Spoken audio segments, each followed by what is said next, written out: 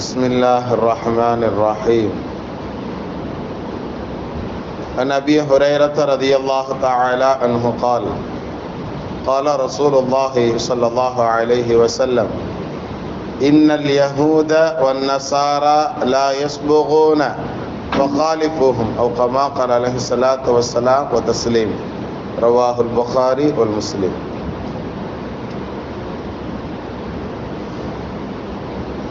உலகத்தில் அல்லாஹால மனிதர்களை படைச்சி ஆரம்ப காலம் முதல் ஆதம் அலைஹிஸ்ஸலாம் முதல் நிறைய நபிமார்களுக்கு நரைமுடி அப்படிங்கிறது ஒன்று இல்லை, முடி நரைக்கிறது அப்படிங்கிறது ஒன்று இல்லை.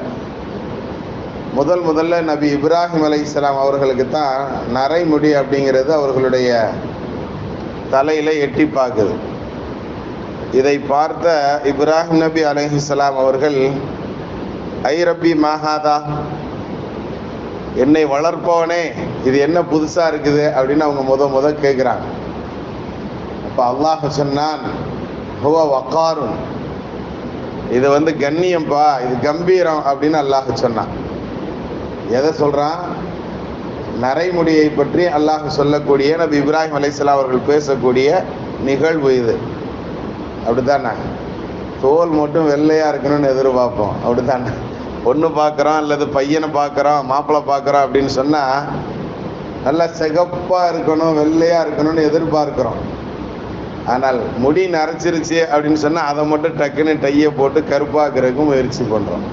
இதனுடைய சிந்தனைகள் பாருங்கள் எப்படி இருக்குன்னு.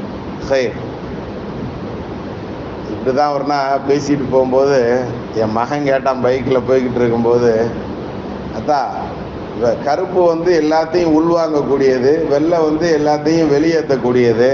அப்படி இருக்கும்போது அல்லாஹ் எதுக்கு முடியை மட்டும் கருப்பாக படைச்சான்? எல்லா வெயிலும் மண்டக்குள்ள தானே போகும் அப்படின்னு கேட்டான். புரியுதுங்களா? கேள்வி என்னன்னு புரியுதா? பசங்க ரொம்ப ஷார்ப்பாக யோசிக்கிறாங்க. நம்ம பதில் சொல்றதுக்கு தான் என்ன செய்ய வேண்டியிருக்கு, திணற வேண்டியது இருக்கு. ஹைர் அல்ஹம்துலில்லாஹ், அது எப்படியோ சமாளிச்சேன் அந்த நேரத்தில். அல்லாஹ்தாலா அதனால தான்ப்பா என்ன செய்கிறான், பதில் சொல்லுவான், நான் திரும்ப நீ ரெண்டாவது கேள்வி கேட்கக்கூடாதுன்னு சொல்லிட்டு சொன்னேன். அந்த நேரத்தில் சமாளிக்கணும் இல்லையா? அது யதார்த்தமாக வந்த பதிலாக இருந்தாலும் அல்லாஹ்தாலா அதில் ஒரு ஹைரை வச்சிருந்தான். ஹைர் சொல்கிறேன் இன்ஷா அல்லாஹ். அப்போ அந்த அடிப்படையில் நபி இப்ராஹிம் அலைஹிஸ்ஸலாம் அவர்களுக்கு முதல்ல நிறை வரும் பொழுது என்ன செய்கிறாங்க, அவங்க அல்லாஹ்ட்ட கேட்குறாங்க. அல்லாஹ் சொல்கிறான் இது கண்ணியம் வக்கார் அப்படின்னு சொல்கிறான். அப்போ அல்லாஹ் கொடுக்கக்கூடிய கண்ணியத்தையும் அந்த கம்பீரத்தையும் நாம் என்ன செய்யக்கூடாது, திரும்ப பழையபடி கருப்பு சாயத்தை பூசக்கூடாது அப்படிங்கிறது தான் நாம் என்ன செஞ்சோம், நேற்றைய தினத்தினுடைய பாடத்தில் பார்த்தோம். அப்போ கருப்பை தவிர்த்து மற்ற எந்த கலர்னாலும் நம்ம பயன்படுத்திக்கிறதுக்கு நமக்கு நபி ஸல்லல்லாஹு அலைஹி வஸல்லம் என்ன செய்கிறாங்க, அனுமதி தர்றாங்க. அப்படி மற்ற கலர்களுக்கு நாம் மாற்றும் பொழுது தான் அந்த வெள்ளையை நாம் அக்செப்ட் பண்ணிக்கிட்டதாக அர்த்தம் அப்படிங்கிறத நம்ம என்ன செய்யணும், விளங்கி கொள்ளணும் கண்ணியத்திற்குரியவர்கள். அது மட்டும் இல்லாமல் அந்த செய்திகளோடு சேர்த்து இந்த ஒரு செய்தியவும் இன்னைக்கு நாம் சொல்லக்கூடிய ஒரு பாடமும் உண்டு. இமாம் புகாரி இமாம் முஸ்லீம் அவர்கள் ரெண்டு பேருமே அறிவிக்கக்கூடிய ஒரு ஹதீஸ். அபூ ஹுரைரா ரலியல்லாஹு தஆலா அவர்கள் இந்த ஹதீஸ் அறிவிப்பு செய்கிறாங்க. இன்னல் யஹூத வன் நஸாரா லா யுஸ்புகூன, யஹூதிகளும் நசாராக்களும் அவர்கள் தங்களுடைய முடிகளுக்கு கலர் பூச மாட்டார்கள். அவர்கள் தங்களுடைய முடிகள் நரைத்து போன பஞ்சு மாதிரியான வெண்ணிற முடிகளுக்கு அவங்க என்ன செய்ய மாட்டாங்க, பூச மாட்டாங்க. ஃபகாலிஃபூஹும், எனவே அவர்களுக்கு நீங்கள் மாற்றம் செய்யுங்கள் அப்படிங்கிற செய்தியை நபி ஸல்லல்லாஹு அலைஹி வஸல்லம் நமக்கு சொல்லித் தர்றாங்க. இப்போ நல்லா கவனித்து பார்த்தோன்னு சொன்னால் அவங்க பூச மாட்டாங்க, அதனால நீங்கள் கருப்பை பூசிக்கோங்க அப்படின்னு சொல்லியிருக்கலாம். ஆனால் நபி ஸல்லல்லாஹு அலைஹி வஸல்லம் ரொம்ப தெளிவாக இஜ்தனிபு சவாத, கருப்பை தவிர்த்து மற்றது எதனாலும் நீங்கள் என்ன செய்யுங்க, பூசிக்கோங்க. மருதாணியை பூசிக்கோங்க, கத்தம் பூசிங்க, என்னென்னலாம் பூசலாங்கிறத நேற்றைய தினம் நாம் என்ன செஞ்சோம், பார்த்தோம் கண்ணியமானவர்களை. ஆக யூதர்களுக்கும் நசராக்களுக்கும் மாற்றம் செய்வது அப்படிங்கிறது இந்த விஷயத்தில் இருக்குது அப்படிங்கிறத நாம் கவனத்தில் எடுக்கணும்.